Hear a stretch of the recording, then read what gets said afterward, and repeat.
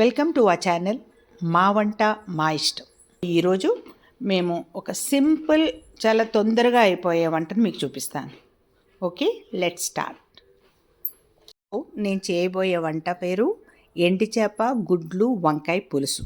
ఇది ఒక 5గురికి సరిపడా చేద్దాం మనం. ఓకే, కావలసిన పదార్థాలు: 5 ఉడకబెట్టిన గుడ్లు, 4 వంకాయలు, 4-5 ఎండి చేప ముక్కలు, 100 గ్రాముల చిన్నుల్లిపాయలు, 50 గ్రాముల వెల్లుల్లి, 2 టమాటాలు, ఒక 6-8 పచ్చిమిర్చి, కొంచెం కరివేపాకు, కొంచెం కొత్తిమీర, ఒక పెద్ద నిమ్మకాయ సైజ్ అంత చింతపండు, కారం, ధనియా పొడి, పసుపు, ఉప్పు, 1 టేబుల్ స్పూన్ అల్లం వెల్లుల్లి పేస్ట్.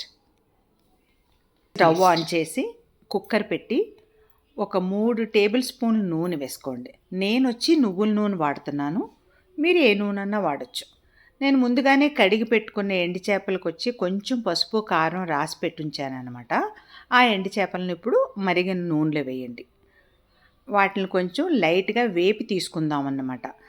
ఫుల్గా వేపక్కర్లేదు, కొంచెం 2 వైపులా కొంచెం అటు ఇటుగా వేపు తీసి పెట్టుకుంటే పులుసులో వేసినప్పుడు అవి విడిపోకుండా ఉంటాయన్నమాట. నేను పులుసును నేను డైరెక్ట్గా కుక్కర్లో చేస్తున్నానండి, కానీ మీరు పెనంలో కూడా చేసుకోవచ్చు. నేనేంటంటే ఇది కొంచెం ఫాస్ట్గా అయిపోద్ది అనమాట, దానికోసం అని చెప్పేసి నేను కుక్కర్లో చేస్తున్నాను. ఇప్పుడు ఈ ఎండి చేపలను నెమ్మదిగా 2 వైపులా కూడా కొంచెం లైట్గా వేపుకుందాం.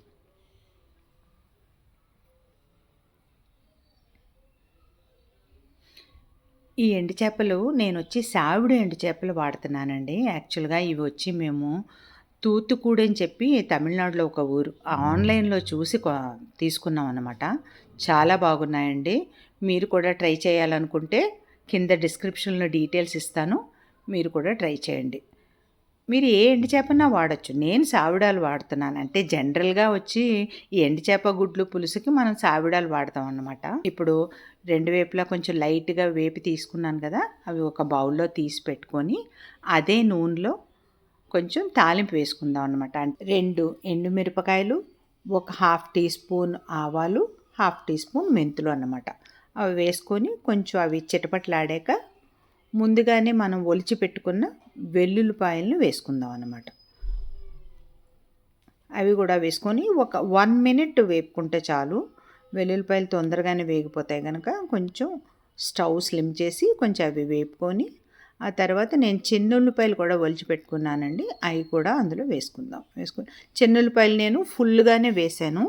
దాన్ని కాసేపు ఒక 2 మినిట్స్ కొంచెం బాగా వేగనిద్దాం. అవి కొంచెం బాగా వేగాక కొంచెం కరివేపాకు కూడా తీసి అందులో వేసుకుందాం.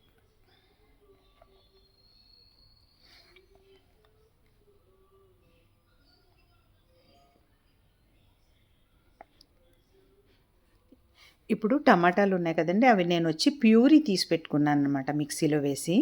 మీరు ముక్కల కింద కూడా వేసుకోవచ్చు, కానీ ప్యూరీ తీస్తే ఏమవుతుందంటే కొంచెం పులుసు తిక్కగా వస్తుందన్నమాట. అందుకని చెప్పేసి నేను ప్యూరీ వేసుకున్నాను.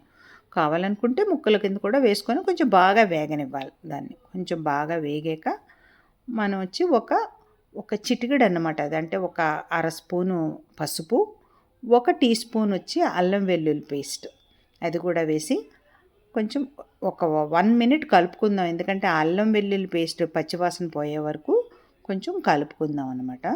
ఆ తర్వాత నేను ముందుగానే కోసి పెట్టుకున్న వంకాయలు ఉన్నాయి కదా, నేను ముందుగానే వంకాయలను కట్ చేసి ఉప్పు నీళ్ళు వేసి పెట్టుకున్నాను అనమాట. నేను ఇక్కడ తెల్ల వంకాయలు వాడుతున్నానండి, మీరు ఏ వంకాయలైనా వాడుకోవచ్చు.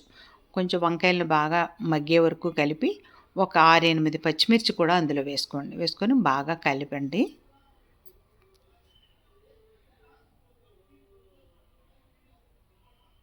ఇప్పుడు ఒక 3 టీ స్పూన్లు ధనియా పొడి,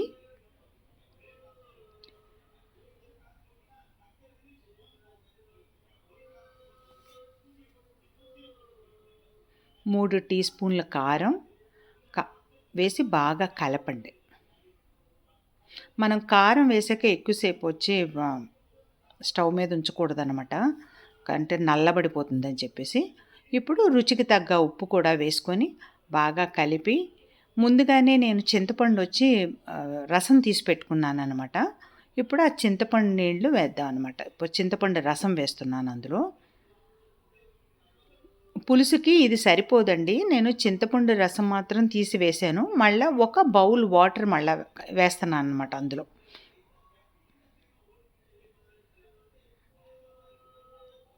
ఇప్పుడు అది బాగా కలిపి, ముందుగానే నేను గుడ్లు వచ్చి వలిచి పెట్టుకున్నాను కదా! ఆ గుడ్లకి నేను కొంచెం నాట్లు పెట్టుకున్నాననమాట. అప్పుడే ఆ పులుసు అందులోకి వెళ్తుందనమాట. సో, ఆ గుడ్లను కూడా ఇప్పుడు ఆ పులుసులో వేద్దాం.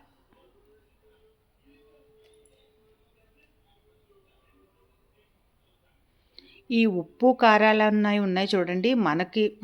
మనం కారం ఎంత తింటామో దానికి తగ్గట్టు కొంచెం ఎనక ముందు వేసుకోవచ్చు. మీకు కారం తక్కువ కావాలంటే ఒక స్పూన్ తగ్గించుకోండి. అలాగే ఉప్పు వచ్చి మనం చూసుకొని కూడా వేసుకోవచ్చనమాట. కొంచెం తక్కువ వేసుకొని సరిపోకపోతే కొంచెం వేసుకుంటాం అనమాట జనరల్‌గా. ఇప్పుడు మనం ముందే వేపి పక్కన పెట్టుకున్నాం గదా!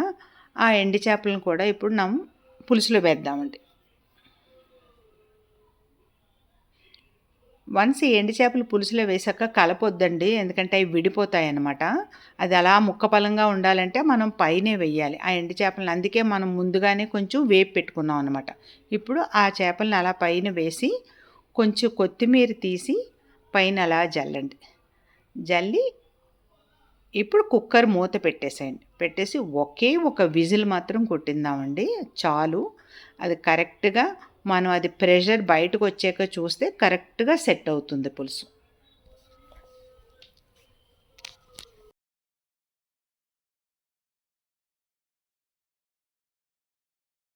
ఆ ప్రెషర్ అంతా పోయిందండి. ఇప్పుడు నేను కుక్కర్ మూత తీసి చూపిస్తాను చూడండి.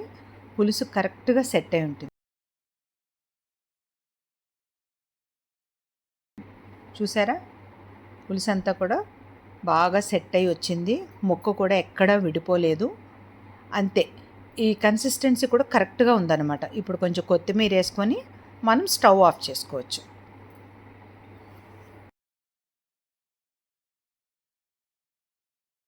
ఇప్పుడు దాన్ని వేడి అన్నంలో ఒక గుడ్డు, 2 ఎండిచేప ముక్కలు, 2 వంకాయ ముక్కలు వేసుకొని వేడి వేడి అన్నం కలిపి మీరు తిని చూసి నాకు కమెంట్ చేయండి ఎలా ఉందన్నది. ఇదండి మా వంట. మీకు కానీ నచ్చితే మీరు కూడా తప్పకుండా ట్రై చేయండి.